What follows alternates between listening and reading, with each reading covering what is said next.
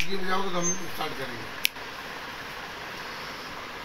ओम नमो भगवते वासुदेवाय नमः। ओम सर्वपितृदेवाय नमः। ओम आदित्य स्वरूपाय सर्वपितृदेवाय नमः। ओम रुद्र स्वरूपाय सर्वपितृदेवाय नमः। ओम ऋम स्वरूप सर्वपितृदेवाय नमः।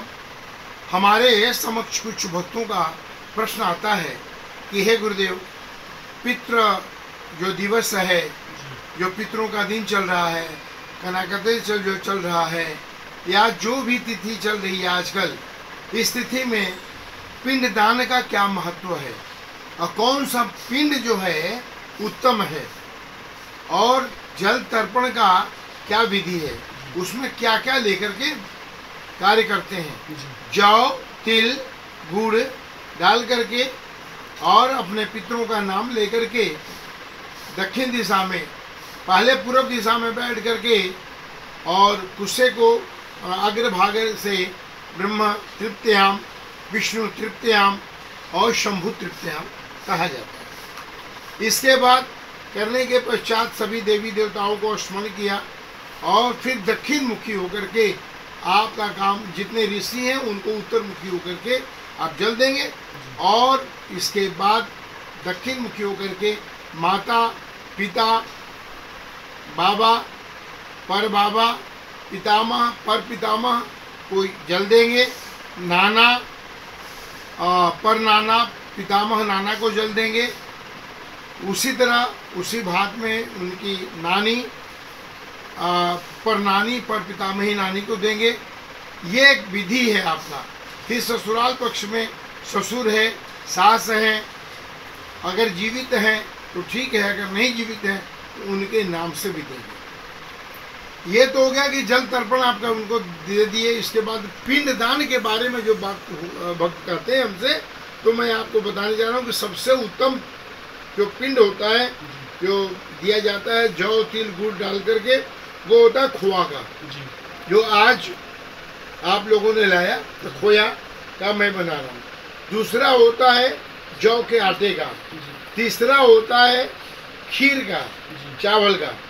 लेकिन उत्तम जब हम देंगे उत्तम भोग, तो उत्तम भोग प्राप्त करके हमारे पितृ हमको उत्तम ही फल देते हैं।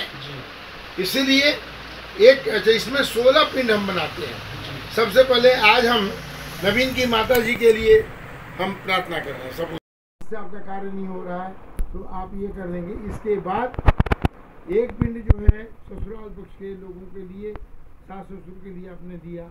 जो जिंदा नहीं है उसके लिए, जिंदा को नहीं देंगे, जो नहीं है संसार में उसके लिए देंगे। इसके बाद जो फूफा फूफी हैं, जो भूले बिसरे पितृ हैं, उनके नाम से, और जन्म जन्मांतर के पितरों के लिए एक दे दिया।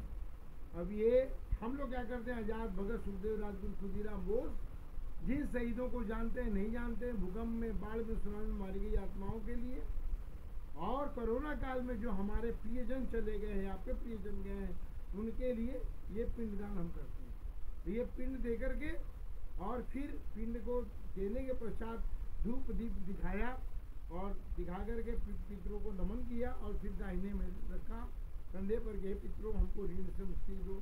हे पितरों, हमारे शिष्य नवीन जी की माता जी के लिए हम कर रहे हैं, तो उनको भी, नवीन जी को दिव्य शक्ति दो, नवीन जी के मित्र को दिव्य शक्ति दो, जो इसको देख रहे हैं उनको दिव्य शक्ति मिले।